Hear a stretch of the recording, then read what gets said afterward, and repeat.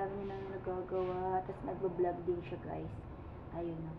Ayan, nagbablog din siya. Pinablog niya yan, guys. Pero nilalagay niya dun sa,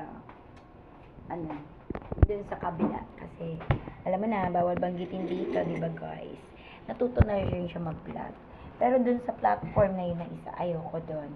Hindi naman totally ayaw kasi, syempre, nasanay ako dito sa platform na to. Kaya dito ako. At dito rin ako nakilala bilang affiliate.